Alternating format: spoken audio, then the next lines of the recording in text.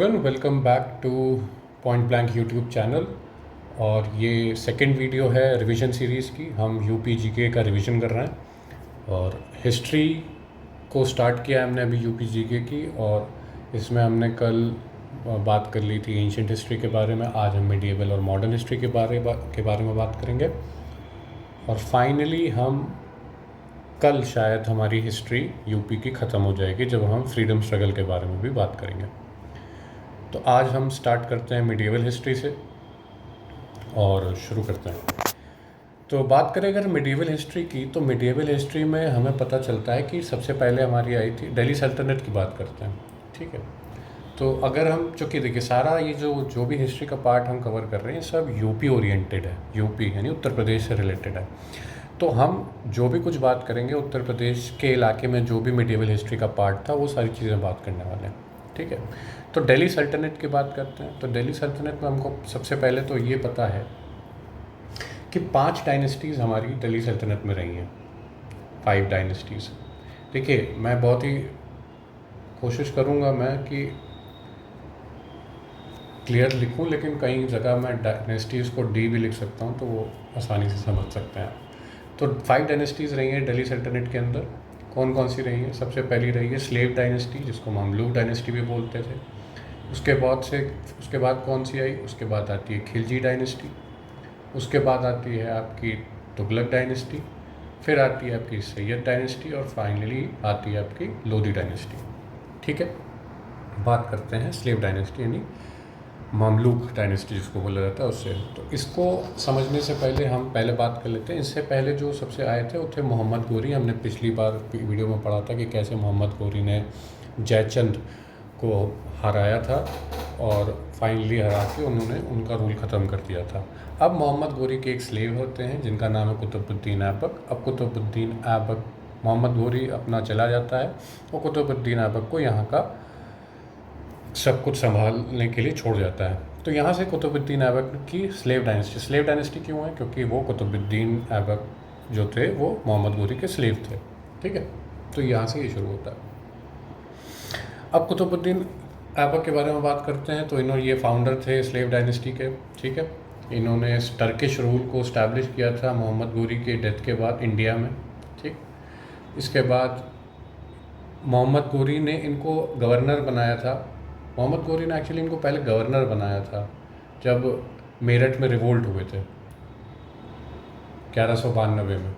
और जब इन्होंने वो उस रिवोल्ट को अच्छे से ख़त्म कर दिया था तो उससे खुश होकर मोहम्मद गोरी ने इनको चार्ज दे दिया था इस इंडिया का। इनको फेमसली लख बख्श कहा जाता है क्योंकि ये बहुत ज़्यादा चैरिटेबल थे, बहुत डोनेशन करते थे, लाखों लाखों दे देते थे गरीबों को। तो इनको मतलब कहा गया था कि चैरिटी खूब करते थे, तो इनको लख बख्श कहा गया। दूसरा इनको और क्या कहा गया? इनको मिनहाज ए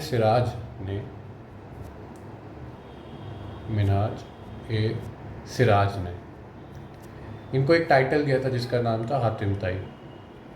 ठीक है, हातिम ताई का ये टाइटल इन्हीं को मिलता है। इसके बाद 1210 में होता क्या है? 1210 में ये पोलो खेलते खेलते घोड़े से गिर जाते हैं और इनकी लाहौर में डेथ हो जाती है। ठीक, अब इसके बाद कुतुबुद्दीन ऐबक का एक स्लेव था। जैसे मोहम्मद गोरी के स्लेव कुतुबुद्दीन ऐबक थे, वैसे ही कुतुबुद्दीन ऐबक का एक स्लेव था इल्तुतमिश। तो इल्तुतमिश इनके बाद ये चीज़ें संभालते हैं, सारी भागा दौड़ी यही संभालते हैं। इनको रियल फाउंडर बोला जाता है। क्यों बोला जाता है? क्योंकि अगर आप देखें तो कुतुबुद्दीन ऐबक का क्या टाइम था? 4 साल में इन्होंने क्या ही कर दिया होगा। ठीक है, मेन जो थे देखिए इनका 26 साल निकल के आता है, तो इन्होंने 26 साल रूल किया। तो ये मेन रूलर निकल के आते हैं। दूसरा ये स्लेव तो थे ही, साथ ही साथ ये इनके सन इन लॉ भी थे। किसके? ऐबक के। कुतुबुद्दीन ऐबक की सन इन लॉ भी थे ये। इन्होंने इंट्रोड्यूस कराया था इक्तादारी सिस्टम। इक्ता सिस्टम जो आग्रहण है वो सबसे पहले इल्तुतमिश ने ही कराया था। अभी हम आगे पढ़ेंगे कि इक्ता सिस्टम में क्या होता है। अभी के लिए ये समझ लीजिए कि ये जो नोबल्स जो लोग रहते थे उनके कोर्ट में, उनको ये लैंड रेवेन्यू असाइनमेंट्स देते थे कि आप फिर आगे अभी देखेंगे कि क्या होता है। ठीक है, फिर इसके बाद इन्होंने क्या किया, इन्होंने क्या और क्या इंपॉर्टेंट किया, इन्होंने पहली बार रेगुलर कॉइन्स को इंट्रोड्यूस किया सल्तनत में। जैसे सिल्वर कॉइन जो था उसका नाम दिया इन्होंने टंका, और कॉपर कॉइन का नाम दिया जित्तल। इन्होंने तुर्कन ए चलगानी द 40 का एक ग्रुप बनाया। ये जो ग्रुप था ये नोबल्स का था, ठीक है। तो ये काइंड ऑफ इनके रूलर जो ये अपना रूल करते थे, तो ये जो नोबल्स का ग्रुप था इनको असिस्ट करता था, ठीक है। इनको गुलाम ऑफ गुलाम भी कहा जाता है, गुलाम का गुलाम, क्योंकि मैंने बताया गुलाम ऑफ गुलाम कि कुतुबुद्दीन ऐबक के गुलाम थे और कुतुबुद्दीन ऐबक मोहम्मद गोरी के गुलाम थे, ठीक है। ठीक है, इन्होंने एक और चीज़ करी, इन्होंने जो कैपिटल थी वो दिल्ली करी थी, ठीक है। स्लेव इसकी दिल्ली सल्तनत की कैपिटल दिल्ली कर दी थी। और ये जो थे ये गवर्नर थे, ये गवर्नर थे कहाँ के, कब गवर्नर थे ये, जब कुतुबुद्दीन ऐबक थे तब ये गवर्नर थे, कहाँ के, बदायूं के, बदायूं, ठीक है। इतना बहुत क्लियर है। अब बात करते हैं, इसके बाद आते हैं आपके बलबन, ठीक है। बलबन के बारे में अगर बात करेंगे तो बलबन जो थे सबसे पहले उन्होंने काम ये किया कि उन्होंने जो ये 40 का ग्रुप था ना, पहली सबसे इम्पोर्टेंट बात तो ये 40 के ग्रुप का जो चलगानी था कि इन्हीं के मेंबर थे। ये 40 के नोबल्स में से एक नोबल था और ये भी स्लेव थे इल्तुतमिश के। लेकिन सबसे पहले इन्होंने जब गद्दी संभाली तो इन्होंने सबसे पहले जो ये चलगानी का ग्रुप था इसी को हटा दिया। तो इन्होंने इस ग्रुप को हटाया, देखिए लिखा होगा destroyed the तुर्कन Chahalgani the 40 to. इससे क्या किया इन्होंने, किंग की पावर को मजबूत किया। अभी तक किंग को कौन असिस्ट कर रहा था, ये ग्रुप कर रहा था, लेकिन इन्होंने उस ग्रुप को हटाया तो अब किंग के पास पूरी पावर थी। तो किंग की पोजीशन को इन्होंने और मजबूत किया, है ना। फिर इन्होंने क्या किया, इन्होंने थ्योरी ऑफ किंगशिप लेकर आई है, ठीक है। किंग थ्योरी ऑफ किंगशिप मतलब कि किंग ही सबसे बड़ा रहता है, ठीक है। फिर इन्होंने डिवाइन ओरिजिन ऑफ किंग लेकर आए। डिवाइन ओरिजिन ऑफ किंग मतलब इसको इन्होंने उर्दू में बोला नियामत एक खुदाई, ठीक है। नियामत एक खुदाई यानी कि जो किंग होता है वो खुदा के भेजे हुए होते हैं, ये कहने का इनका मतलब था। फिर उन्होंने खुद को ज़िल्ल-ए-इलाही भी बोला, ज़िल्ल-ए-इलाही यानी कि गॉड की परछाई, ठीक है। और क्या इम्पोर्टेंट है, इन्होंने पर्शियन कोर्ट प्रैक्टिस को इंट्रोड्यूस किया। और जो पारसी लोग नवरोज़ उनका नया साल होता है पारसी कम्युनिटी का उसका उनका नया साल होता है नवरोज़, उसको स्टार्ट किया, फेस्टिवल को स्टार्ट किया किसने, बलबन ने, ठीक। चलिए ठीक है, अब इसके आगे हम बढ़ते हैं अगर, तो आता है हमारा next the Sharki dynasty of Jaunpur. तो जौनपुर में जो शर्की डायनेस्टी थी उसके बारे में अगर हम देखें तो हमने कल बात करी थी उसके बारे में, ठीक है। अब देखो जौनपुर जो था उसको पहले सबसे इम्पोर्टेंट है कि किसने उसको सिटी को बनाया था, तो वो थे फ़िरोज़ शाह तुगलक। हमने पहले भी बता दिया, कल ही बताया था कि फ़िरोज़ शाह तुगलक ने इसको किसकी याद में बनाया था, मोहम्मद बिन तुगलक जिनका असली नाम था जौना खान, तो उन्हीं के नाम से इन्होंने जौनपुर। इसके अलावा फ़िरोज़ शाह तुगलक ने एक और सिटी बनाई थी, उसका नाम क्या था, उसका नाम था फ़िरोज़ाबाद, ठीक है। फ़िरोज़ाबाद बनाया था। फ़िरोज़ाबाद को पहले फ़िरोज़ शाह कोटला भी कहते थे, ठीक है। तो अब जो शर्की रूलर थे उन्होंने इस्टेब्लिश किया था मलिक सरवार। किस शर्की रूलर जो शर्की किंगडम थे उसको किसने इस्टेब्लिश किया था, मलिक सवार राजा था, उसने शर्की रूल को लेकर आया, ठीक है। इनको मलिक उस शरक भी बोला गया। किसने बोला, मलिक उस शरक का मतलब क्या है, लॉर्ड ऑफ द ईस्ट, मतलब ईस्ट के लॉर्ड हैं ये। किसने बोला था, उस समय के जो सुल्तान थे नसरुद्दीन मोहम्मद शाह तुगलक ने, उन्होंने बोला। और इनकी कैपिटल जो थी शर्की की, जो शर्की किंगडम की जो कैपिटल थी वो जौनपुर में इन्होंने रखी, ठीक। अच्छा, जो ये जौनपुर था इसीलिए बहुत ही ज़्यादा ये कल्चरली बहुत ही फेमस हुआ। क्यों? क्योंकि जो ये शर्की थे, जो मलिक सरवार थे, ये कल्चर से बहुत अपना प्यार करते थे। तो इसीलिए ये जो सेंटर बना, ये जौनपुर था, ये एक सेंटर बना अच्छा, जहाँ पे आर्ट, म्यूज़िक, आर्किटेक्चर सब होता था बढ़िया तरीके से। ठीक है, इसी कारण के लिए जौनपुर को बोलना शुरू किया गया शिराज़ हिंद। शिराज़ हिंद का मतलब क्या होता है? लाइट ऑफ इंडिया, मतलब कि ये रोशनी थे भारत की, लाइट ऑफ इंडिया। कौन था? जौनपुर। ठीक है, जौनपुर। ठीक है, अब अगर हम इनकी आर्किटेक्चर की बात करें तो जौनपुर में जितने भी आर्किटेक्चर्स हैं वो सब शर्की स्टाइल के हैं। जैसे वहाँ पे अताला मस्जिद है, जो कि शुरू किसने किया था? फ़िरोज़ शाह शर्की से शुरू हुआ था, लेकिन कंप्लीट किसने किया? इब्राहिम शाह शर्की ने। फिर एक जमा मस्जिद भी है, फिर एक रज़ा बेगम मदरसा भी है, जो कि उस समय की जो महमूद शाह थे, उनकी जो वाइफ थी उनका नाम था रज़ा बेगम। महमूद शाह की जो वाइफ थी उनका नाम था रज़ा बेगम, और उन्होंने ये मदरसा इस्टेब्लिश किया था। कहा जाता है यहीं से मदरसा का जो चलन है वो इंडिया में आता है। ठीक है, तो अभी हमने कहा कि जौनपुर जो है वो कल्चरली बहुत ही एक्टिव जगह थी, वहाँ पे बहुत कुछ हो रहा था कल्चर बनाने के लिए। तो कल्चर का सबसे हाईएस्ट पॉइंट किसके अंदर आता है? किस रूलर के अंदर? किस शर्की के रूलर के अंदर? तो वो थे इब्राहिम शाह शर्की के। ठीक, अब आते हैं नेक्स्ट पे, जो कि बात करते हैं लोधी डायनेस्टी, उत्तर प्रदेश। लोधी डायनेस्टी का उत्तर प्रदेश में क्या रोल था? तो सबसे पहले तो बहलोल लोधी, बहलोल लिखा, इसको बहलोल भी बोला जाता है। ठीक है, बहलोल लोधी ये जो थे ये दिल्ली के सुल्तान थे। इन्होंने जौनपुर को कैप्चर किया था और वहाँ से शर्की रूल फाइनली ख़त्म होता है, तो लोधी डायनेस्टी का रूल आ जाता है।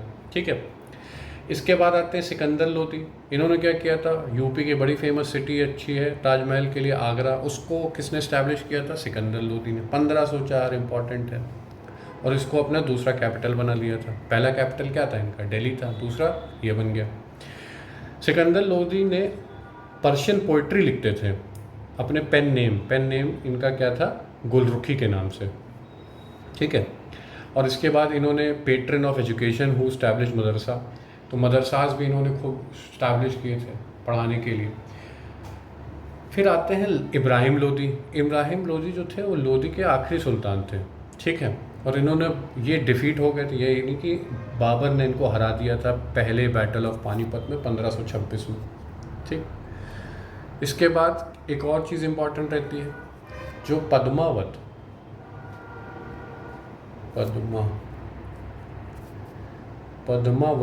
के जो ऑथर हैं, जिन्होंने पद्मावत लिखी है, मलिक मोहम्मद जायज़ी, ये जो थे ये इन्होंने कहाँ से शिक्षा प्राप्त करी थी? ये जौनपुर से पढ़े हुए थे। ठीक है, ये जौनपुर से पढ़े हुए थे।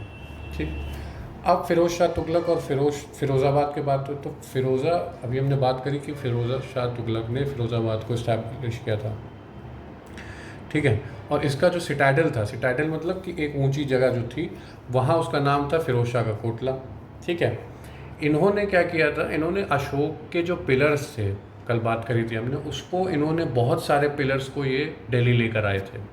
कौन सा? ऐसे इनमें से एक इंक्लूडेड जो मेरठ या टोपरा से उठाया हुआ था वो भी है, वो पिलर भी इसमें आ जाता है। अब बात करते हैं जो लैंड रेवेन्यू सिस्टम था उस समय पे, क्या लैंड रेवेन्यू सिस्टम था। तो सब देखिए, हमने वो उसकी तो बात कर ली, या आगे भी बात करेंगे। चलिए देखते हैं अभी फ़िलहाल। तो सबसे इम्पॉर्टेंट आता है इसमें ज़ब्ती सिस्टम। ज़ब्ती सिस्टम क्या था? ज़ब्ती सिस्टम एक साइंटिफिक मेथड था जहाँ पे लैंड टैक्स को असेसमेंट किया जाता था। कैसे किया जाता था? जो वहाँ का लैंड था, ज़मीन थी, उसकी पहले तो सर्वे किया जाता था, मेजर किया जाता था। ठीक है, तो ये ज़ब्ती सिस्टम सबसे अच्छा कहाँ पे यूज़ हुआ था? अकबर और राजा टोडरमल। तो अकबर के समय में राजा टोडरमल के हेल्प से ज़ब्ती सिस्टम अपने बहुत ही पीक पे था। फिर आता है इसी का एक अच्छा रूप, डेवलप रूप, जिसका नाम था ज़ब्ती का 10 साला। तो दसाला जो था ये इसी का ज़ब्ती का एक अच्छा रूप था, जो कि 10 ईयर का सेटलमेंट करता था। क्या था इसमें? इसमें ये होता था कि जो एवरेज आपकी उपज है, जो आपकी एवरेज उपज रही है पिछले 10 साल में, मान लीजिए कि अगर ये देखिए जैसे ये 1580 में आया था, तो 1580 में आने का मतलब ये था कि 1570, 10 साल पहले 1570-71 जो साल था, उससे देखा जाएगा कि 10 साल, उससे 10 साल तक का एक एवरेज देखा जाएगा कि एक ज़मीन पे कितनी उपज हुई है और क्या लोकल प्राइस रहे हैं। ठीक है, ये सारी चीज़ें देखी जाएंगी और इनको देखने के बाद में एक रेवेन्यू फिक्स कर दिया जाएगा। ठीक है, जो कि रहेगा कितना, क्या रेवेन्यू रहेगा कि अब जो भी आप जो भी आप प्रोड्यूस करेंगे उसका एवरेज का 1/3 आपको देना पड़ेगा, उस एवरेज का 1/3 देना पड़ेगा। और ये कैश में कलेक्ट होता था। तो ये चीज़ थी। ठीक है, कहाँ कहाँ इसको अप्लाई किया गया था? इसको अवध में अप्लाई किया गया था, आगरा में किया गया था, दिल्ली में किया गया था, मुल्तान और लाहौर में। तो अवध में भी अप्लाई हुआ था। इसमें सबसे इम्पॉर्टेंट ये है कि ये, अब बात करते हैं हम, एक और सिस्टम था जो इसमें मेंशन नहीं है, जिसका नाम था इजारा। देखते हैं हम, यहाँ लिख सकते हैं अगर, ये और कई जगह है, यहीं लिखते हैं। इसके बाद जो इम्पोर्टेंट था वो था इजारा सिस्टम। इजारा सिस्टम में क्या था? पहली बात तो इजारा सिस्टम लेकर कौन आया था? देखो, तो उस समय के जो राजा थे जहेंद्र शाह, उनका एक वज़ीर था जिसका नाम था जुल्फ़िकार खान। वो ये सिस्टम लेके आया था। इस सिस्टम में क्या होता था कि जिसको भी देखो, लैंडलॉर्ड पता है ना, ज़मींदार। तो जो भी आदमी ज़मींदार बनना चाहता है किसी ज़मीन का, तो वो भैया बिडिंग यानी बोली में खड़ा हो जाए, और जो ज़्यादा पैसा देगा ज़मीन उसकी हो जाएगी, वो ज़मींदार बन जाएगा। तो ये सिस्टम था। इससे बहुत दिक्कत आई थी क्योंकि आदमी ज़मींदार बन तो जा रहा था बोल बोल के कि हाँ हम इतना दे देंगे किसी से ज़्यादा, लेकिन सबसे बड़ी प्रॉब्लम ये आ रही थी कि जो किसान उस समय था उस पर पूरे ये भार आ रहा था कि वो इतनी निकाल के रेवेन्यू दे, क्योंकि ज़मींदार ने तो बोल दिया है सर उस समय के राजा को कि हम आपको इतना देंगे। अब वो क्या करता था ज़मींदार, वो किसान को परेशान करता था कि इतना दो। तो ये बहुत ही ख़राब सिस्टम था, इजारा सिस्टम। ठीक है, फिर आते हैं हमारे भाई टोडरमल। टोडरमल क्यों इम्पोर्टेंट हो जाते हैं? क्योंकि इनका जन्म जो हुआ था वो लहरपुर सीतापुर डिस्ट्रिक्ट यूपी में हुआ था, और इसीलिए ये सिस्टम यूपी से सिस्टम इनका डायरेक्ट लिंक होता है। ठीक है, अब हम बात कर रहे हैं अगर लैंड की, तो ये भी जानना ज़रूरी कि कितने तरीके के लैंड रहे हैं। तो कितने तरीके के लैंड रहे हैं? सबसे पहला इम्पॉर्टेंट था पोलज, जिसको बोला जाता था पोलज। ये पोलज जो रहता था ये वो ऐसा ज़मीन होता था जो हर साल बोया जाता था, सोन एवरी ईयर। इसकी बुआई हर साल होती थी, मतलब बहुत ही उपज, इसकी जो फर्टिलिटी थी बहुत ज़्यादा थी। ठीक है, फिर आता था पराती। पराती जो रहता था इसको छोड़ दिया जाता था। फैलो, फैलो मतलब क्या होता है? इसको कोई, मतलब इसमें कोई खेती नहीं करेगा फॉर कब तक, 1 या 2 साल के लिए, तो इसको पराती बोलते थे। तीसरा आता था कचहार, जिसको भी बोल सकते हैं आप। इसको भी छोड़ दिया जाता था, लेकिन इसको 3 साल के लिए छोड़ दिया जाता था। ये अलग अलग तरीके के ये ज़मीन के नाम होते थे। फिर आती थी लास्ट में बंजर। बंजर वो ज़मीन माली आती है जिसको छोड़ दिया, इस पर कोई उपज ही नहीं हुई है 5 साल तक का। ये भी ज़रूरी है पढ़ना, याद रहना चाहिए। ठीक है, अब आते हैं भक्ति मूवमेंट पे। ठीक है, भक्ति मूवमेंट पर अगर हम जब बात करेंगे तो हमको ये पता लगता है कि भक्ति मूवमेंट पहली बात आता क्यों है। देखिए, भक्ति मूवमेंट, देखिए जो हिंदुज़म में बहुत ज़्यादा कॉम्प्लिकेशन आ गए थे इस रिलीजन में, तो उसके चक्कर में जैनिज़्म और बुद्धिज़्म का जन्म होता है, जो कि एक सिंपल रिलीजन जो सबका एक लेके चल रहे थे। ठीक है, उनको काउंटर करने के लिए, यानी कि भक्ति मूवमेंट आया to counter Buddhism and Jainism.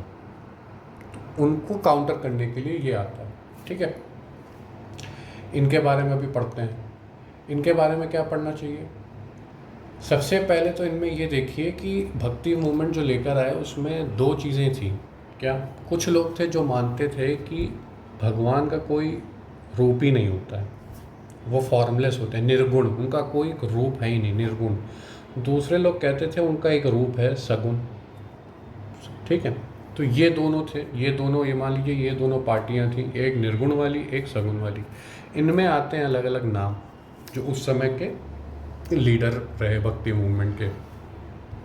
पहले बात करते हैं रामानंदा की। रामानंदा जो थे ये रामानुज जी के डिसाइपल थे।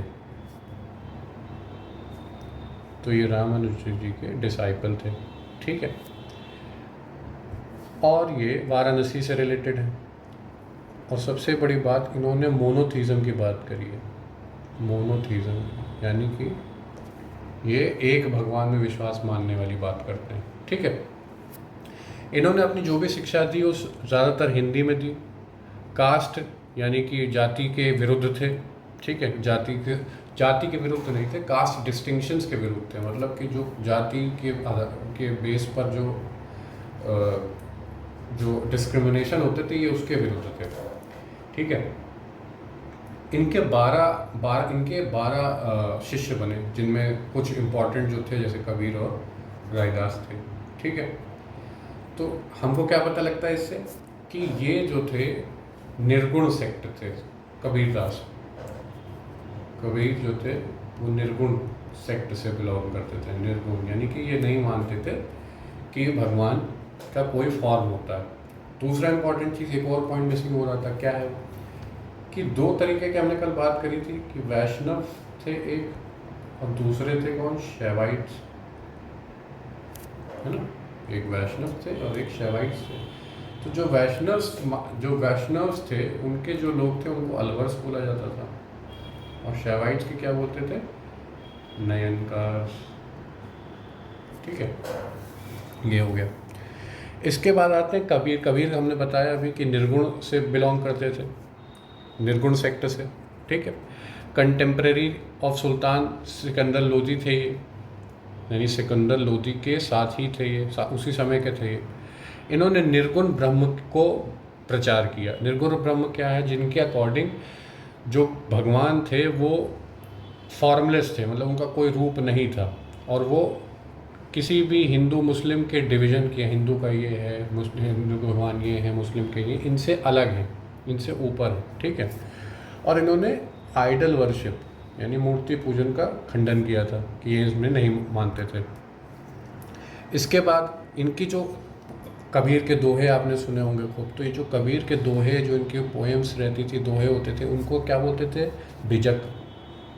ठीक, और जो कबीर को फॉलो करते थे उनको कबीर पंथ बोलने लग गए। ठीक है, ये काशी से बिलोंग करते थे। इनका जन्म काशी के पास एक मगहर जैसा है, वहाँ पे हुआ था। ठीक है, संत कबीर नगर इनके नाम पे पड़ा है, बिल्कुल सही बात। ठीक है, मगहर में इन्होंने समाधि ली थी, इन्होंने मगहर में समाधि ली थी, और ये मगहर को ही संत कबीर नगर बोला गया फिर। और इन्होंने जो देखिए, एक बहुत ही हिंदू में प्रचलन है कि जो बनारस में जिनकी मृत्यु होती है उनको मोक्ष मिलता है, और ये तो बनारस के ही थे। लेकिन इन्होंने, जब इनका आखिरी समय था, इन्होंने इस चीज़ का खंडन किया, और ये मगहर में ही इन्होंने अपनी देह त्यागा, और इन्होंने इस चीज़ का खंडन किया कि ज़रूरी नहीं कि जो आदमी बनारस में दम तोड़े वही जाएगा। तो ठीक है, अब बात करते हैं रविदास या फिर रायदास की। ये रामानंदा के शिष्य थे। ठीक है, काशी में पैदा हुए, और ये मोची थे, कॉबलर थे प्रोफेशन से, मतलब कि ये कॉबलर थे, यानी कि ये चप्पल जूता बनाने का जो काम था ये उनका ये काम था। ठीक है, फिर अब इन्होंने क्या किया? इन्होंने निर्गुण का जो था उसको ही इनको आगे बढ़ाया। इनके हिसाब से भी भगवान का कोई रूप नहीं था। सामाजिक इक्वालिटी के बारे में बात करते हैं कि सबको बराबर रहने का हक है। ठीक है। कास्टलेस सोसाइटी की जाति नहीं होनी चाहिए सोसाइटी में, ये भी बात सही है। और इन्होंने एक बेगमपुरा नाम का एक बेगमपुरा क्या था, बेगमपुरा नाम का इन्होंने एक जगह अपने इमेजिनेशन में रखी कि ऐसी कोई जगह बने जिसका नाम बेगमपुरा होगा, जहाँ पे किसी को कोई दुखी नहीं होगा। तो कभी पूछा जाए कि बेगमपुरा नाम की जगह से कौन रिलेट करता है, तो कौन करता है, रायदास या फिर रविदास करते हैं। ठीक है। और इनके फॉलोअर्स को क्या बोला गया, रायदासी या फिर रविदासी। अब आते हैं तुलसीदास पे। तुलसीदास को तो तुलसीदास ने जितना काम किया उससे तो आप अंदाज़ा लगा सकते हैं कि ये सगुन सेक्ट के हैं, यानी कि ये मानते थे कि भगवान का रूप होता है, राम भक्ति इनकी थी। ठीक है। रामचरितमानस को इन्होंने लिखा था अवधी लैंग्वेज में। फिर इसके बाद इन्होंने विनय पत्रिका, कवितावली, गीतावली ये भी लिखा। इसके बाद ये जो हैं बांदा में एक राजापुर है, ये वहाँ से इनका होता है, उनका जन्म वहाँ से माना जाता है। ठीक है। फिर आते हैं सूरदास में। सूरदास भी हमारे सरगुन से थे, ये भी मानते थे कि भगवान का एक फॉर्म होता है, रूप होता है। ये कृष्ण से थे, जैसे राम भक्ति से थे वो कृष्ण भक्ति से थे। ये वल्लभाचार्य जी के शिष्य थे, कौन, सूरदास। और ये एक अष्टचाप अभी हम देखेंगे। देखिए अभी लिखा ही तो बगल में लिखा हुआ है, नहीं लिखा। देखिए जो वल्लभाचार्य जी थे, वल्लभाचार्य जी के जो शिष्य लोग थे, जो उनकी बातें मानते थे, जो इनको बोला जाता है फॉलोअर्स, इनके फॉलोअर्स जो वल्लभाचार्य जी थे उनको अष्टचाप बोला जाता था। वो 8 लोग थे। कौन थे आगे हम पढ़ेंगे। ठीक है। तो ये उनमें से एक थे, तो ये अष्टचाप के एक ही थे। इनका कुछ काम ये है, जैसे सूरसागर, सुरसरावली, सत्य लहरी, ये इनका काम है। आगरा मथुरा रीजन से इनका एसोसिएशन है और ये अकबर के समय के थे। अब आ जाते हैं वल्लभाचार्य जी पे। वल्लभाचार्य जी इम्पॉर्टेंट हैं। क्यों इम्पॉर्टेंट हैं? सबसे पहले तो ये पुष्टि मार्ग जो था उसके ये फाउंडर हैं, पुष्टि मार्ग के फाउंडर हैं। शुद्ध अद्वैत जो इनकी फ़िलॉसफी है ये इन्होंने ही दी है, प्योर नॉन ड्यूलिज़म। ठीक है, प्योर नॉन ड्यूलिज़म। इन सारी चीज़ों के बारे में आगे पढ़ेंगे। फिर आते हैं इसमें, इन्होंने एक और चीज़ करी थी। क्या?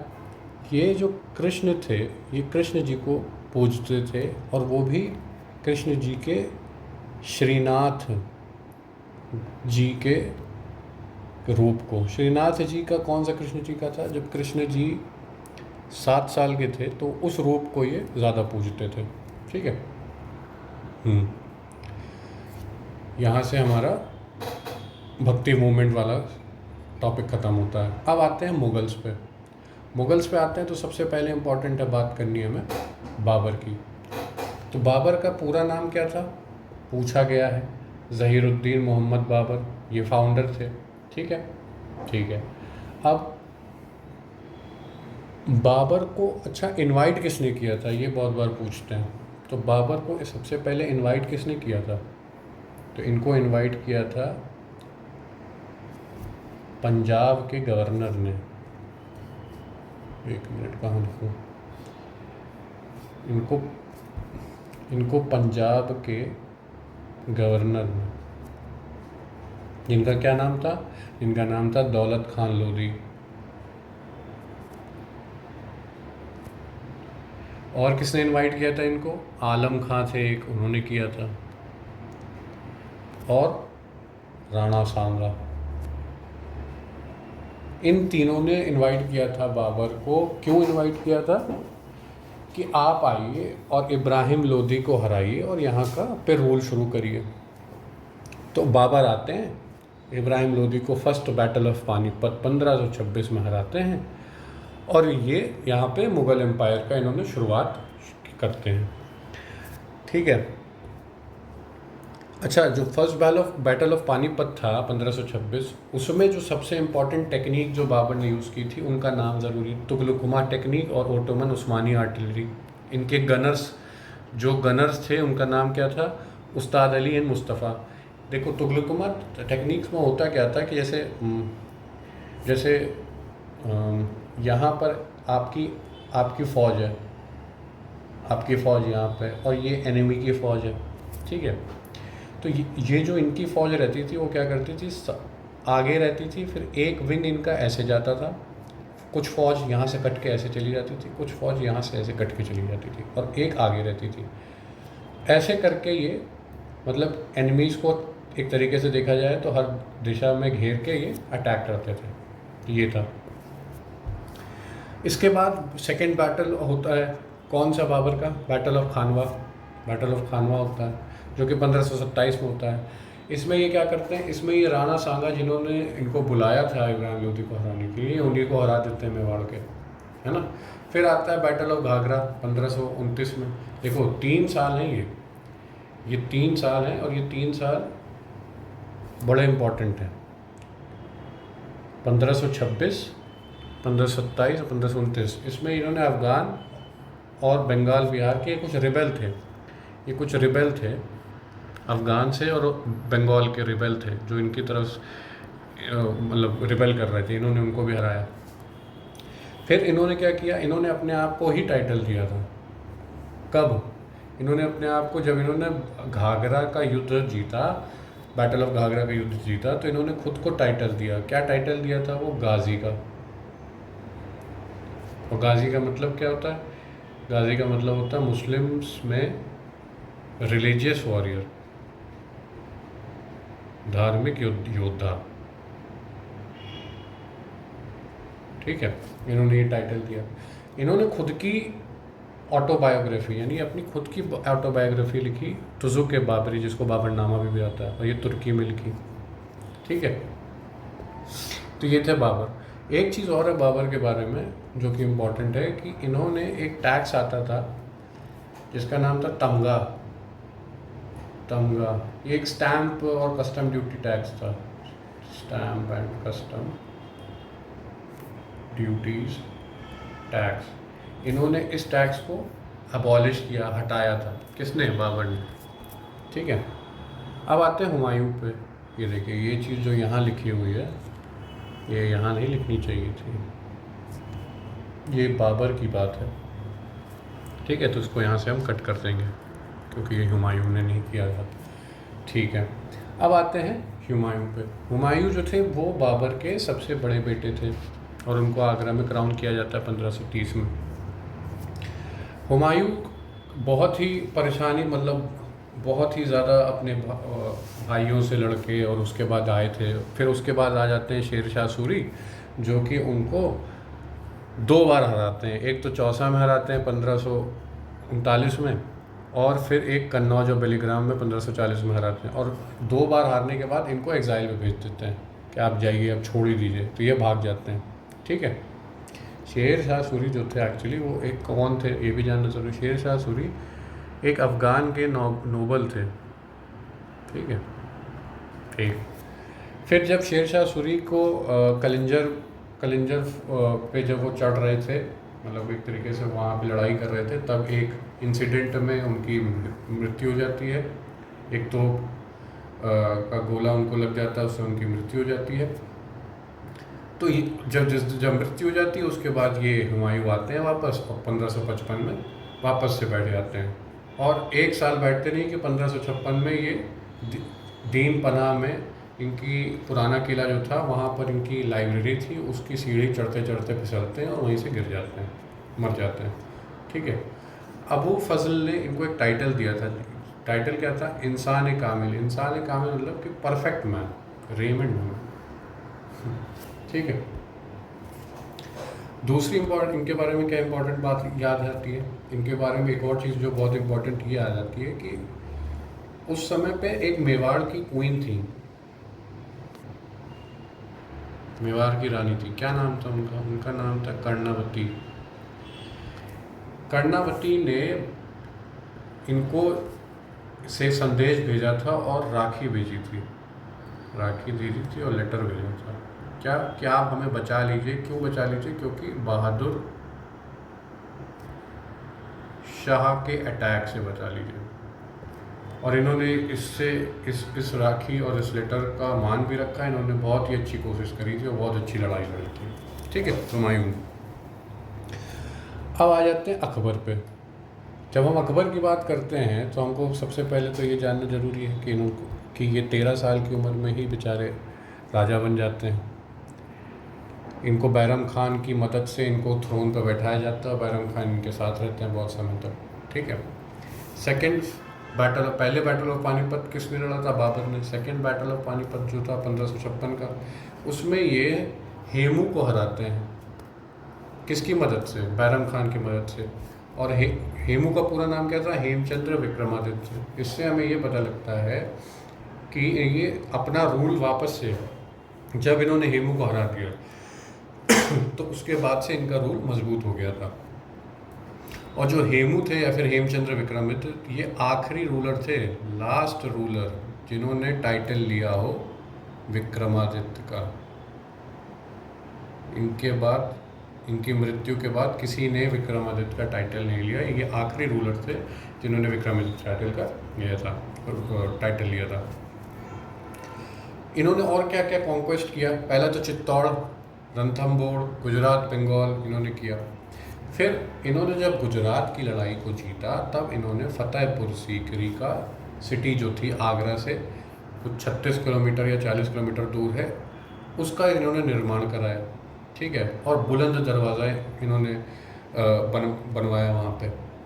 फतेहपुर सीकरी को इन्होंने बोला जाता है गुजरात की विक्ट्री के बाद।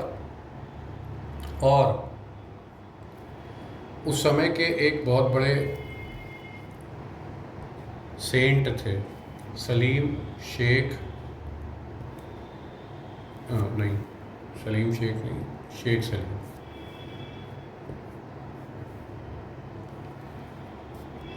शेख सलीम चिश्ती, इनकी दरगाह आपने सुनी होगी। तो इन्होंने, ये उनके बहुत बड़े फॉलोअर थे। तो उनके बाद, उनकी मृत्यु के बाद इन्होंने फतेहपुर सीकरी में उनके लिए भी बनवाया। ठीक है। इसके अलावा इन्होंने आगरा में, इलाहाबाद में और लाहौर में बहुत सारे किले बनवाए। ठीक। 1582 में इन्होंने अपना खुद का एक धर्म, दीन इलाही शुरू किया। ठीक है। जिसकी पॉलिसी, और फिर इन्होंने एक पॉलिसी शुरू की, शुल्क एक कुल, जिसका मतलब था यूनिवर्सल पीस, कहीं लड़ाई नहीं होनी चाहिए। ठीक।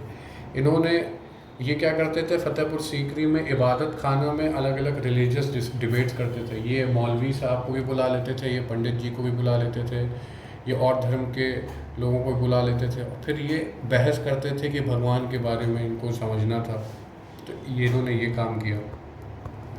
प्रयागराज को इन्होंने रीनेम किया था। प्रयागराज का इन्होंने नाम हटा के इलाहाबाद कर दिया था। इलाहाबाद जहाँ पे अल्लाह बसते हैं, जहाँ पे गॉड बसते हैं, इन्होंने उनका नाम रखा, जिसका नाम फिर धीरे धीरे इलाहाबाद से इलाहाबाद हो गया। 1583 में किया था इन्होंने इलाहाबाद। ठीक है। फिर आ जाते हैं हम इनके, इनके कोर्ट में 9 रत्न थे, नवरत्न जिसको बोला जाता है, जिनमें से राजा टोडरमल जो थे वो रेवेन्यू मिनिस्टर थे, बीरबल भी थे, तानसेन भी थे। तानसेन का जन्म कहाँ होता है? ग्वालियर में। इससे इम्पॉर्टेंट फैक्ट हमें क्या याद आता है, जो कभी कभार पूछ लिया जाता है, क्या तानसेन में फेस्टिवल कहाँ मनाया जाता है? मध्य प्रदेश में मनाया जाता है, क्योंकि ये ग्वालियर में पैदा हुए थे। अबू फजल भी थे इसमें। ठीक है। और भी 9 रत्न थे। तो अगर हम इनकी बात करें, अब आ जाते हैं, हम बात करते हैं थोड़ी बहुत इनके नवरत्न के बारे में। नवरत्न में आते हैं हम टोडरमल। टोडरमल का तो मैंने बताया ही अभी ऊपर। टोडरमल जो थे वो सीतापुर, लखनऊ के पास का इलाका है, वहाँ पर इनका जन्म हुआ था। ठीक है। ये रेवेन्यू मिनिस्टर थे, टोडरमल रेवेन्यू मिनिस्टर थे। और इनका एक और रेवेन्यू मिनिस्टर को क्या बोला जाता था? दीवान अशरफ, दीवान ए अशरफ। ठीक है। बीरबल के बारे में बात करते हैं। तो बीरबल जो थे वो जलौन, बीरबल, तो वो जलौन जो डिस्ट्रिक्ट है, वहाँ पर एक जगह है कल्पी, वहाँ के इनकी पैदाइश है। ठीक है। इनका और क्या नाम था? राजा बीरबल भी बोला जाता था, राजा था ही ये राजा बीरबल, और इनको कविराज भी बोला जाता था, कविराज। ठीक है, इसके अलावा और क्या था इनका? ये थे, ये पहले, हाँ, बीरबल जो थे ये पहले, फर्स्ट एंड ओनली, पहले और इकलौते हिंदू राजा थे जिन्होंने दिन ए इलाही नाम का जो अकबर ने शुरू किया था रिलीजन, उसको इन्होंने अपनाया था। ठीक है, तो ये हो गया अकबर के बारे में बात। अब आते हैं जहांगीर, इसके जो नेक्स्ट टॉपिक है। जहांगीर का नाम क्या था इनका? सबसे पहले तो सलीम बोला जाता था इनको। ठीक है, इनका वैसे नाम था इनका नूरुद्दीन मोहम्मद जहांगीर। इनको आगरा में क्राउन किया जाता है 16 नवंबर 1605 में। इसके बाद क्या इम्पोर्टेंट है? इम्पॉर्टेंट ये है, इनको बहुत ही जस्टिस के लिए बड़े फेमस थे, मतलब ये जस्टिस, बहुत न्याय बड़ा करते थे। तो इन्होंने क्यों कहा जाता है? क्योंकि इन्होंने जंजीर अदल नाम की एक चेन ऑफ जस्टिस बोला जाता था, आगरा फोर्ट पे लटका दी थी। ठीक है, इस चेन का क्या था? इसमें 60 बेल थी, 60 घंटियाँ। तो ये जब कोई बजाता था तो इनको समझ में आ जाता था कि कहीं पे न्याय देना। ठीक है, इसके बाद इन्होंने 12 ऑर्डिनेंस पास किए थे, 12 ऑर्डिनेंस। ठीक है, जिसको इन्होंने एन ए जहांगीरी बुलाते थे। ठीक है, फिर इन्होंने एक हिंदू जज श्रीकांत जिसका नाम था उसको नियुक्त किया था। ठीक है, फिर इनका एक लड़का था खुसरो, जो कि इन्हीं के विरुद्ध चला गया था, और उसको किसने फिर पनाह दी थी? उसको पनाह दी थी अर्जुन देव, जो कि 6th सिख गुरु थे। तो इसीलिए इन्होंने अर्जुन देव को मार डाला था। किसने? जहांगीर ने। ठीक है, इनकी शादी होती है नूरजहां, जिनका असल नाम था मेहर उन्निसा। ठीक है, ये इनकी नूरजहां से शादी हो जाती है। फिर और क्या काम किया था इन्होंने अकबर की जो कब्र है, टूम है, इन्होंने उसको कंप्लीट करवाया था सिकंदरा में। ठीक है, जहाँ पर अब यहीं से ईस्ट इंडिया कंपनी के कुछ लोग आए थे जब इन्होंने किया था, हॉकिंस, थॉमस रो। ठीक है, कहाँ आए थे? जो इनके कोर्ट में, जहांगीर के कोर्ट में शुरू हो जाता है ना यहाँ से आपका ईस्ट इंडिया कंपनी का। इनकी खुद की ऑटोबायोग्राफी है जिसका नाम है तुजुक-ए जहांगीर। ठीक है, ये भी इम्पॉर्टेंट है। फिर एक और फैक्ट याद आता है नूरजहां से कि गुलाब यानी कि रोज़ से परफ्यूम इन्होंने अपने कहाँ लिखा है? इन्होंने तुजुक-ए जहांगीरी में ये चीज़ मेंशन करी है। क्या मेंशन की है? कि गुलाब से परफ्यूम बनाने की जो कला थी वो किसने शुरू करी थी? वो नूरजहां की मदर जो थी, नूरजहां की जो मदर थी, जिनका नाम क्या था? असमत बेगम, उन्होंने शुरू करी थी। ये इन्होंने अपने तुजुक-ए जहांगीरी में लिखी हुई है। ठीक है, अब बात करते हैं शाहजहाँ की। तो शाहजहाँ का तो सबसे पहले तो ये समझते हैं कि शाहजहाँ, अच्छा हाँ, अभी हम खुसरो उसकी बात कर रहे थे, खुसरो खान की। हाँ, तो जो जहांगीर के लड़के थे खुसरो, शाहजहाँ ने उनको मार के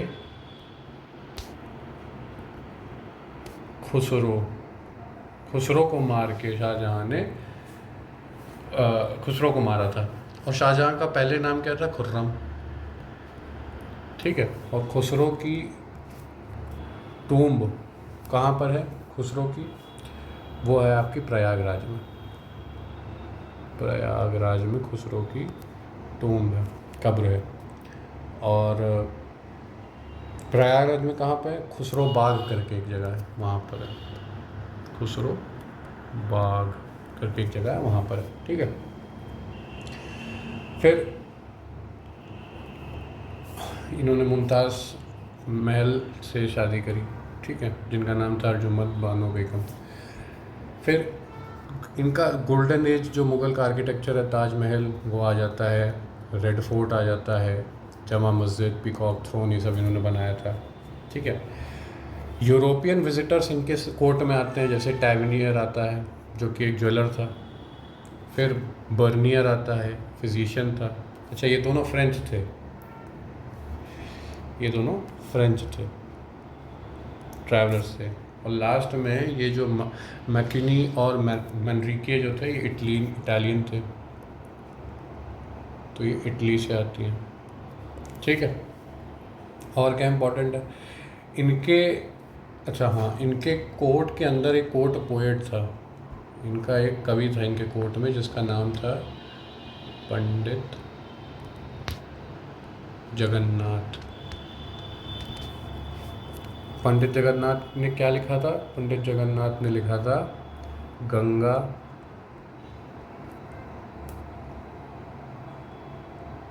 लहदारी या फिर गंगाधर नाम की चीज़ें लिखी थी, ठीक है। अब बात करते हैं औरंगज़ेब की। औरंगज़ेब ने टाइटल लिया था अपने आप को आलमगीर। ये बहुत ही रिलीजियस ऑर्थोडॉक्स था, मतलब कि बहुत ही ज़्यादा कट्टर था रिलीजियसली, ठीक है। जो ये हमने अकबर के समय में बताई बात कि नहीं बताई कि अकबर ने 2 टैक्स माफ़ किए थे, नहीं बताई ना। एक थी पिलग्रिमेज टैक्स, वो माफ़ कर दिया था, हटा दिया था, और दूसरा जिजिया या फिर जजिया, ये 2 टैक्स अकबर ने हटा दिया था, ठीक। ये जो 2 टैक्स अकबर ने हटाया, यही 2 टैक्स इन्होंने वापस इम्प्लीमेंट कर दिया था। किसने? औरंगज़ेब ने जजिया और पिलग्रिमेज टैक्स वापस से लगा दिया था। जो बलबन ने नवरोज़ शुरू किया था, नवरोज़ पारसी कम्युनिटी का, इन्होंने उसको ख़त्म कर दिया, ठीक है।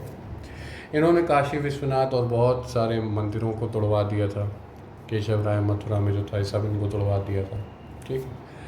जो गुरु तेग बहादुर जो थे, नवे सिख गुरु, उनको दिल्ली में इन्होंने मरवा दिया था, एग्जीक्यूट करवा दिया था। इसके बाद ही खालसा पंथ का निर्माण होता है। खालसा पंथ किसने शुरू किया था? 10वें और आखिरी गुरु ने। 10वें और आखिरी गुरु सिख के गुरु जो थे, उन्होंने इसको शुरू किया, जिनका नाम था गुरु गोविंद सिंह जी, गुरु गोविंद सिंह, ठीक है। इसके बाद इन्होंने औरंगज़ेब के समय में मराठा ने बहुत रिवोल्ट किया था, सिख ने किया था, जाट ने किया था, सतनामी से, और फिर 1707 में औरंगज़ेब की डेथ हो जाती है, ठीक है। फिर एक चीज़, टैक्स की बात करें तो टैक्स की में इन्होंने एक टैक्स होता था जिसका नाम था पंडारी टैक्स। ये एक तरीके का एक इनकम टैक्स होता था, ठीक है, एक तरीके का इनकम टैक्स प्लस रहदारी टैक्स। ये क्या होता था? एक तरीके का रोड टैक्स था, प्लस अवबाव टैक्स। अवबाव टैक्स क्या था? एक तरीके का एडिशनल टैक्स था, सेस जिसको बोलते हैं, टैक्स के ऊपर टैक्स।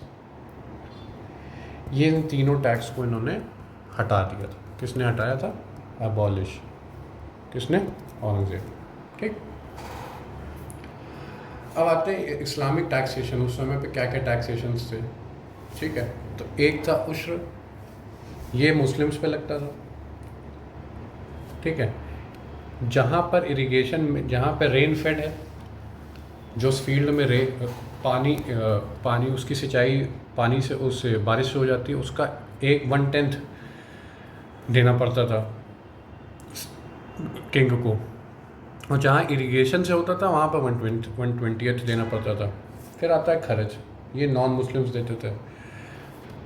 ये लैंड टैक्स था, जो लगभग 1/3 से आधा टैक्स देना पड़ता था पूरा।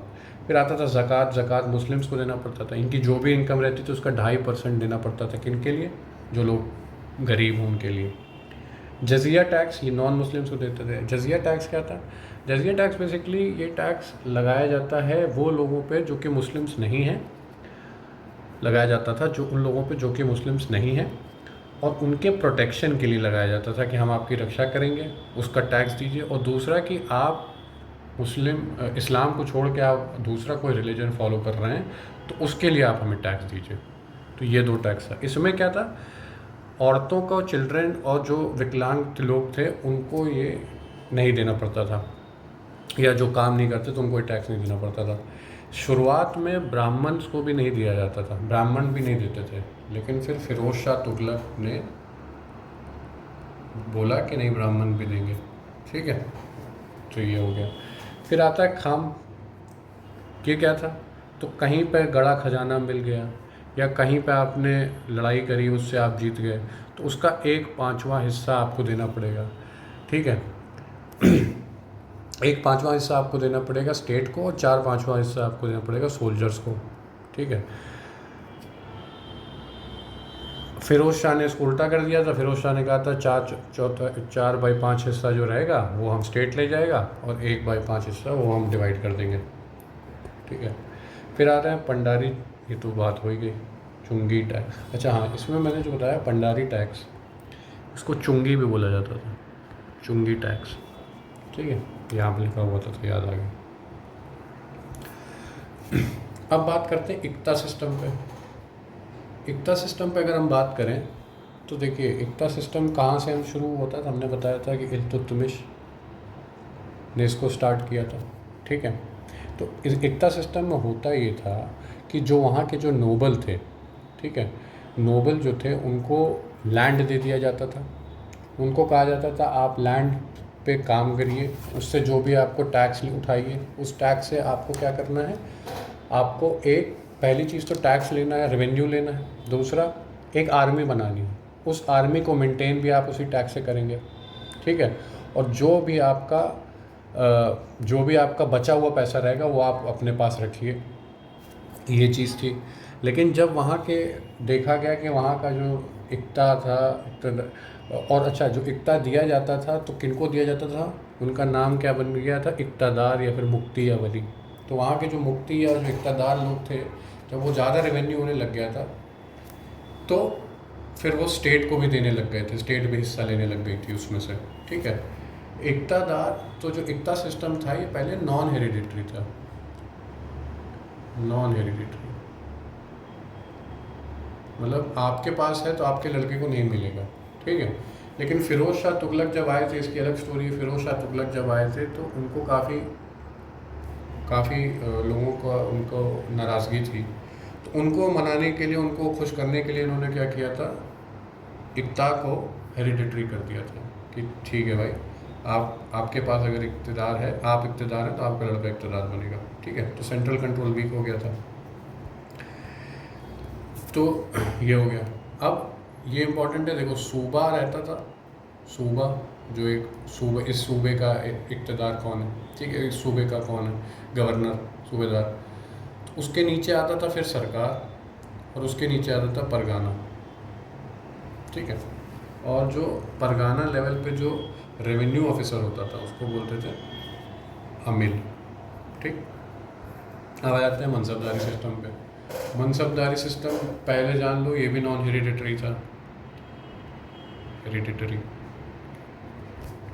नहीं था ये, ठीक है। इसमें क्या था, इसमें भी यही हिसाब था कि आपको एक मनसब की रैंक दी जाएगी, ठीक है। आपको एक जगह दे दी, एक आपको गवर्न करने के लिए एक आपको इलाका मिल जाएगा, और हर ऑफिसर यानी मनसबदार को एक रैंक बनानी पड़ेगी, ठीक है, जिसमें ज़ात यानी कि पर्सनल रैंक, स्टेटस, सैलरी उसकी क्या रहेगा वो, और दूसरा सवाल कितने हॉर्समैन रहेंगे और कितना आपको मेंटेन करना, ये था। मतलब एक तरीके से इक्ता और मनसबदारी सिस्टम एक ही था, बस थोड़ा सा ये ज़्यादा डिटेल था मनसबदारी। अब जहांगीर जो थे उन्होंने क्या किया था, उन्होंने मनसब, पहले फिक्स नहीं था ना मनसबदारी में कि कितने ट्रूप्स मेंटेन करने हैं, कितने लोग, कितने मिलिट्री रखनी है वो पहले फिक्स नहीं था। जहांगीर ने इसको फिक्स कर दिया था कि भैया इतने तो रखने ही रखे। ठीक है। अगर हम मनसबदारी और एकता के बारे में डिफरेंस देखें ना, तो डिफरेंस मेन एक यही आता है कि मनसबदारी में ज़रूरी नहीं कि जो मनसबदार रहता था वो अपनी मनसबदारी में ही रहे, वो उसी इलाके में रहे। ठीक है, वो कहीं और भी रह सकता है, वो मनसबदार होगा कहीं और का और रहे कहीं और रहा होगा, वो मैनेज कर लेगा। एकता में ये नहीं था। एकता में जो आपके मुक्ति जो थे या इक़्तिदार जो थे उनको उसी एकता में रहना पड़ता था। ठीक है, एक ये डिफरेंस है मेजर। ठीक है, अब आ जाते हैं हम अपने नवाब और अवध पे। तो जब हम नवाब पे आते हैं तो हम ये देखते हैं कि पहली बात तो अवध की बात हम अगर करें तो अवध जो पहले जो था वो अवध मुगल्स का ही एक हिस्सा था ना। मुगल अवध जो रीजन था वो मुगल्स का एक सूबा था अवध। ठीक है, अवध फिर उसके बाद इंडिपेंडेंट जब मुगल की अथॉरिटी कम होती चली गई तो अवध जो था वो डिक्लाइन करने लग गया। अवध नहीं, मुगल्स जब डिक्लाइन करने लग गए तो अवध ने अपने आप को इंडिपेंडेंट कर दिया। कैसे इंडिपेंडेंट कर दिया? देखो, सादत खान जो थे, सादत खान, उनको अवध का गवर्नर बनाया जाता है। सादत खान जो थे उनको अवध का गवर्नर बनाया 1722 में। कौन बनाता है? उस समय के जो राजा थे, उस समय के जो थे वो थे मोहम्मद शाह, वो बनाते हैं। ठीक, और जब वीक होने लग गए मुगल्स तो इन्होंने अपने आप को डिक्लेयर कर दिया इंडिपेंडेंट। ठीक है, सादत खान के बारे में एक और बहुत इम्पोर्टेंट चीज़ है, इन्होंने नादिर शाह को इनवाइट किया था कि आप आइए और इंडिया में इन्वेड करिए। ठीक है, लेकिन नादिर शाह से कुछ बात किए होंगे कि आप आइए, आपको इतना पैसा मिलेगा, यहाँ पे इन्वेड करिए, तभी तो कोई इन्वेड करेगा, उसको अपॉर्चुनिटीज़ दिखाई जाएगी। बट उतना पैसा नादिर शाह को मिला नहीं, तो इनसे मांगा होगा, इनके पास था नहीं, तो इन्होंने फाइनली सुसाइड कर ली इस डर में कि नादिर शाह से पैसा हमने उधार लिए, नादिर शाह को वो पैसा देना बहुत ज़्यादा होगा, पे नहीं कर पा रहे होंगे। ठीक है, अब आ जाते हैं सफदरजंग नहीं सफदरजंग जो थे वो सादत खान के नेफ्यू भी थे और दामाद यानी सन इन लॉ भी थे और नेफ्यू भी थे। ठीक है, ये और इसके बाद आते हैं सुजाउद्दौला, ये अवध पे आते हैं। ठीक है, अब जो सुजाउद्दौला के बारे में बात करें, सुजाउद्दौला जो थे इन्होंने क्या किया, इन्होंने शाह आलम सेकेंड और मीर कासिम, शाह आलम सेकेंड और मीर कासिम के साथ मिलके इन्होंने बक्सर का युद्ध लड़ा, बैटल ऑफ बक्सर 1764 का। किसके खिलाफ? ईस्ट इंडिया कंपनी के, और बहुत बुरी तरीके से हारे, जिसके चक्कर में इनको इलाहाबाद की ट्रीटी साइन करनी पड़ती है 1765 में। ठीक है, तो होता क्या है उसके बाद होता ये है कि कुछ 50 लाख रुपए देने पड़ते हैं किसको, सुजाउद्दौला को, और उनको वापस से अवध दे दिया जाता है। लेकिन थोड़ी देर बाद असफउद्दौला वहाँ के नवाब बन जाते हैं। ठीक है, असफउद्दौला वहाँ के नवाब बन जाते हैं और वो फिर अपनी शिफ्ट कर देते हैं कैपिटल कहाँ, लखनऊ में। इन्होंने क्या बनाया था? बड़ा इमामबाड़ा बनाया था। और फाइनली फिर वाजिद अली शाह जो रहते हैं, जो लास्ट नवाब रहते हैं, वो अवध को खो देते हैं ब्रिटिश को 1856 में डलहौजी ने। कौन से रीज़न की वजह से? रीज़न होता है मिस गवर्नेंस, कि वहाँ पे अवध का कार्यपाल सही से नहीं चल रहा, इस चक्कर में इनसे वो भी चला जाता है। तो 1856 में अवध चला जाता है। डॉक्ट्रिन ऑफ लैप्स का इससे कोई लेना देना नहीं। ठीक है, अब फाइनली चलते हैं मॉडर्न हिस्ट्री की तरफ, मॉडर्न हिस्ट्री और समझते हैं। मॉडर्न हिस्ट्री में समझने से पहले ज़रूरी है देखना कि मुग़ल एम्पायर जो था वो डिक्लाइन होना शुरू कर देता है। जब मुग़ल एम्पायर डिक्लाइन करना शुरू कर देता है तो यूपी के जो फ्रैगमेंट, यूपी जो होता है वो 5 टुकड़ों में टूट जाता है। क्या है ये 5 टुकड़े? पहला टुकड़ा पहला टुकड़ा होता है बरेली के नॉर्थ में, नॉर्थ ऑफ बरेली, मेरठ, ठीक है। दूसरा टुकड़ा ये मेरठ और दोआब रीजन जो था वो था मेरठ एंड दोआब रीजन। तीसरा टुकड़ा मिडल दोआब।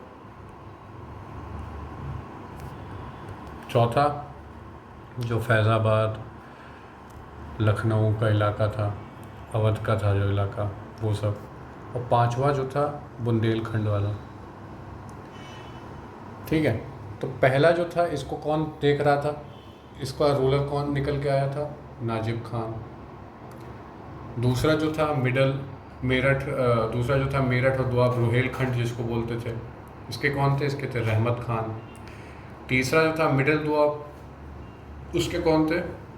फर्रुखाबाद के नवाब थे। और फैज़ाबाद और जो ये अवध का रीजन था इसके कौन थे?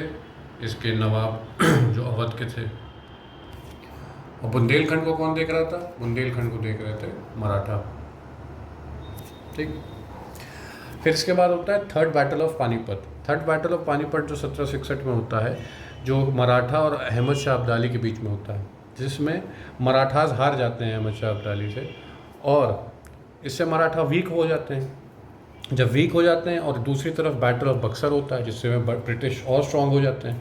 इससे क्या होता है, ईस्ट इंडिया कंपनी का उत्तर प्रदेश और मध्य प्रदेश में पूरा आ जाते हैं, उनका पूरा इन्वॉल्वमेंट हो जाता है। क्यों? क्योंकि एक तरफ मराठा कमज़ोर हो गया, दूसरी तरफ ब्रिटिश पावरफुल हो गए, तो अपने आप हो जाता है। फिर कुछ लेटर मुगल्स हैं, एक बार इनको देख लीजिएगा। फिर आ जाता है ब्रिटिश कंट्रोल कैसे कैसे होता है। अभी मैंने बताया जैसे पहले बक्सर में हुआ, फिर उसके बाद ट्रीटी ऑफ इलाहाबाद में होता है। तो ट्रीटी ऑफ इलाहाबाद से क्या होता है, इनको दीवानी राइट्स मिल जाते हैं और उस जगह का इलाका मिल जाता है। 1801 में सब्सिडरी अलायंस किससे साइन हो जाती है? कौन साइन कर देता है सब्सिडरी अलायंस? जो उस समय के जो नवाब थे अवध के, सादत अली खान, वो सब्सिडरी अलायंस साइन कर लेते हैं, ठीक है। रोहिलखंड, दोआब, गोरखपुर, कानपुर, फतेहपुर, इटावा, इलाहाबाद, ये सब कंपनी को दे दिया जाता है, ठीक है। कंपनी का वो टेरिटरी में आ जाती है। 1803 में कंपनी जो रहती है वो मराठा को फाइनली हरा देती है। वो अब जब थर्ड बैटल ऑफ पानीपत 1761 में हुआ, उससे मराठा बहुत कमज़ोर पड़ गए थे। फिर एंग्लो मराठा वॉर्स भी होने लग गए थे, तो फिर कंपनी ने मराठास को हराया और फिर आगरा और दिल्ली का रीजन भी ले लेते हैं। इसी तरीके से एडमिनिस्ट्रेटिव रीऑर्गेनाइजेशन हो जाती है। नॉर्थ वेस्ट प्रोविंसेस जो रहते हैं वो सब अवध में मर्ज कर दिए जाते हैं लेफ्टिनेंट गवर्नर द्वारा, और इसी से आगरा और इलाहाबाद कैपिटल फंक्शंस हो जाते हैं। Capital function centred on Agra और इलाहाबाद, ठीक है। अब 1857 आता है। 1857 का इमीडिएट कॉज क्या था?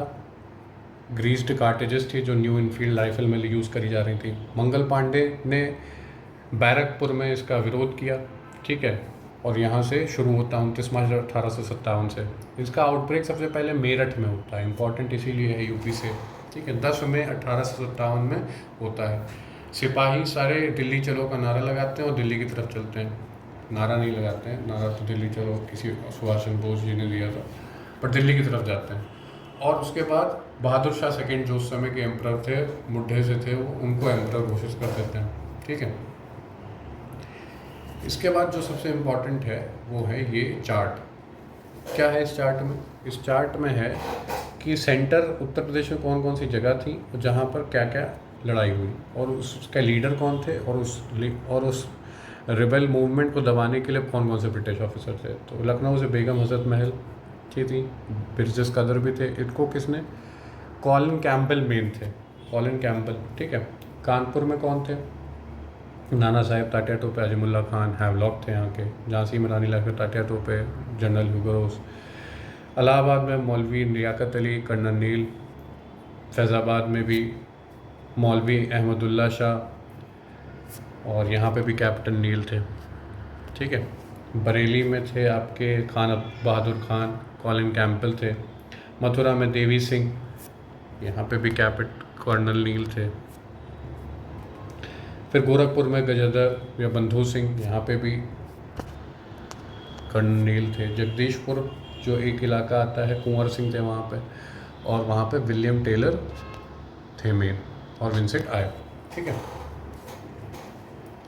तो रानी लक्ष्मीबाई होता ही है, फिर पता ही है कि रानी लक्ष्मीबाई को ग्वालियर के पास मार दिया जाता है, और जून 1858 में डाकिया टोपे वहाँ से कैप्चर करे जाते हैं, एग्जीक्यूट कर दिए जाते हैं। नाना साहेब और बेगम हजरत महल नेपाल की तरफ भाग जाते हैं। ठीक है, होता यह है कि 1857 के विद्रोह के बाद एक चीज़ समझ में आता है। पहले सबसे चीज़ तो गवर्नमेंट ऑफ इंडिया एक्ट 1858 आता है। ठीक है, ये क्या कहता है, ये रूल ट्रांसफॉर्म कर देता है East India Company to British Crown, कि अब रूल अब ब्रिटिश क्राउन के अंदर होगा। बोर्ड ऑफ कंट्रोल एस्टैब्लिश हो जाता है, कोर्ट ऑफ डायरेक्टर्स हटा दिए जाते हैं, secretary of the state of India यहाँ पे आ जाता है। ठीक है, एक सेक्रेटरी ऑफ द स्टेट जो ब्रिटिश कैबिनेट का हिस्सा था वो इंडिया में डाल दिया जाता है, गवर्नर जनरल वाइसरॉय बन जाता है। क्वीन विक्टोरिया की प्रोक्लेमेशन होती है, कहाँ होती है, इलाहाबाद में, लॉर्ड कैनिंग द्वारा। इसके चक्कर में इलाहाबाद को एक दिन के लिए, फॉर वन डे के लिए इंडिया की कैपिटल बनाई जाती है। ठीक है, डॉक्ट्रिन ऑफ लैप्स को हटा दिया जाता है, तालुकदार जो थे उनको, उनकी पावर नेशनल लीडर्स उनको बना दिया जाता है। अब इससे एक चीज़ देखिए, 1857 से एक चीज़ तो समझ में आ गई थी ब्रिटिश को कि ब्रिटिश आर्मी में इंडियंस का बहुत ज़्यादा होना बहुत ज़रूरी नहीं है। इसीलिए अब वहाँ की आर्मी में रेशियो जो था ब्रिटिश टू इंडियन सोल्जर्स वो 1:2 कर दिया गया था, and recruited favoured loyal groups.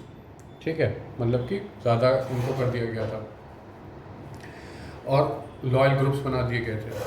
Growth of national, ये भी growth of national consciousness and unity among Indians आ गया था।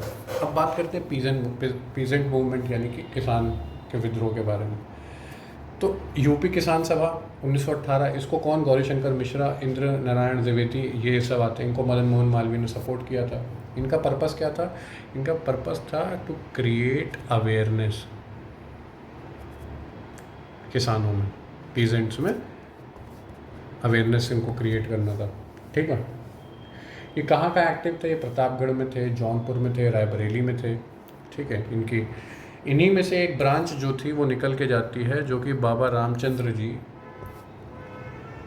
अवध किसान सभा बनाते हैं, जवाहरलाल नेहरू और गौरीशंकर मिश्र के साथ अवध किसान सभा 1920 में। ठीक है, ये जो अवध किसान सभा थी ये नॉन कोऑपरेशन मूवमेंट से लिंक करी जाती है। फिर एक आता है एक मूवमेंट किसने शुरू किया था, एक मूवमेंट शुरू किया था मदारी पासी ने, और ये हरदोई में पूरा फैला था, बहराइच, सीतापुर, बाराबंकी इलाके में। क्या रीज़न था इसका, बहुत ज़्यादा रेंट जो लिया जा रहा था, ज़मींदार जो परेशान कर रहे थे, और इसको धीरे धीरे करके सप्रेस किया गया था। ठीक है, इसके अलावा कुछ मूवमेंट्स थे जो कि मुस्लिम्स मूवमेंट भी थे, जैसे कि अलीगढ़ मूवमेंट था। इसको लीड किसने किया था, सर सैयद अहमद ख़ान ने। ठीक है, ये 1857 में जो विद्रोह हो रहा था उस समय ब्रिटिश को सपोर्ट करते थे। ठीक है, इनका एम क्या था कि मॉडर्न इंग्लिश एजुकेशन को लाना ज़रूरी है मुस्लिम्स के अंदर, मुस्लिम्स को पढ़ाई में, ताकि सोशल रिफॉर्म और रैशनल थिंकिंग डेवलप करी जा सके। ठीक है, इन्होंने 1864 में साइंटिफिक सोसाइटी भी इस्टेब्लिश करी। कई जगह 64 लिखा रहता है, कई जगह 65 लिखा रह जाता है। ठीक है, 1864-65 में। फिर इसके बाद Mohammedan Anglo oriental school college eight Aligarh, जो कि अलीगढ़ मुस्लिम यूनिवर्सिटी बनता है 1920 में, इन्होंने लेकर आते हैं। ये एक रिफॉर्म मैगजीन लेकर के आते थे जिसका नाम था तहजीब अखलाक। फाइनली लास्ट जो था वो था देवबंद मूवमेंट जो था एक रिलीजियस रिवाइवलिस्ट मूवमेंट था, यानी कि ये मुस्लिम इस्लाम धर्म को वापस से रिवाइव कर रहे थे।